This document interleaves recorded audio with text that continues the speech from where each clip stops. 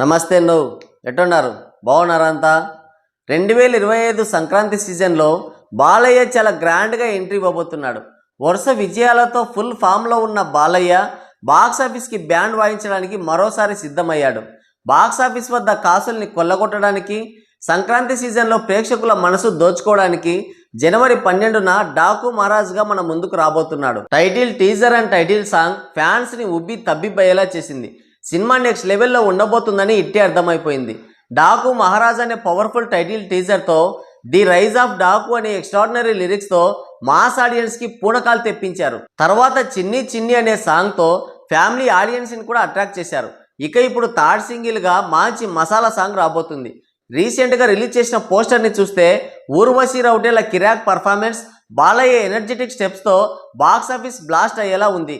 Theatres మొత్తం జై బాలయ్య అనే నినాదంతో హోరెత్తిపోవడం ఖాయం. ఇక మ్యూజిక్ డైరెక్టర్ తమన్ విషయానికి వస్తే ఆయన అందించే సాంగ్స్ అండ్ బీజిఎంతో హీరోలకి పూనకాలు వస్తాయి. బట్ బాలయ్య విషయంలో చిన్న మార్పు ఏంటంటే, బాలయ్య సినిమా అంటే చాలు రివర్స్లో తమన్కి పూనకాలు వస్తున్నాయి. ఊగిపోతాడు, చెలరేగిపోతాడు. గతంలో అఖండ మూవీతో ఓవర్సీస్ థియేటర్ బాక్సులు బద్దలయ్యాయి.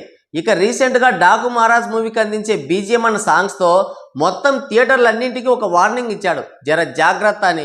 ఇక డైరెక్టర్ బాబీ, చిరంజీవి రీఎంట్రీ తర్వాత ఒక్క హిట్ లేదు ఆయనకి. అలాంటిది వాల్తేరు వీరయ్య సినిమాతో చిరంజీవికే మంచి హిట్ ఇచ్చాడు. అలాంటి మాస్ కమర్షియల్ డైరెక్టర్ బాబీ, వరుస విజయాలతో ఫుల్ స్వింగ్లో ఉన్న బాలయ్య, వీరిద్దరి కాంబినేషన్లో సినిమా అంటేనే అంచనాలు ఆకాశాన్ని అంటాయి. మామూలుగా సాంగ్స్, డ్యాన్స్, హీరోయిన్, రొమాన్స్ ఇలాంటివన్నీ లేకుంటే చిరంజీవి సినిమాలు ఒప్పుకోడు, చేయడు. అలాంటిది తను కోరుకున్న డ్యాన్స్, రొమాన్స్ ఇవన్నీ పెట్టి కూడా తనదైన స్టైల్లో ఒక మాస్ కమర్షియల్ మూవీగా వాల్తేరు వీరయ్య సినిమాని నిలబెట్టాడు బాబీ. అలాంటిది ఏజ్కి తగ్గ క్యారెక్టర్లు చూస్ చేసుకుంటూ కంటెంట్ని మాత్రమే నమ్మి ముందుకెళ్లే బాలయ్యతో సినిమా అంటే ఇక ఎలా తీస్తాడో అన్న క్యూరియాసిటీ ఆడియన్స్లో ఏర్పడింది. దానికి తగ్గట్టుగానే బాబీ సినిమాని నెక్స్ట్ లెవెల్లో ప్రజెంట్ చేశాడు. తను కూడా ఇదే విషయాన్ని చెప్పాడు. చిరంజీవి అయితే పదే పదే స్టోరీ అడుగుతాడు, కానీ బాలయ్య అలా కాదు. వన్ స్టోరీ విని ఫైనల్ చేస్తే ఇక పూర్తి డామినేషన్ డైరెక్టర్దే.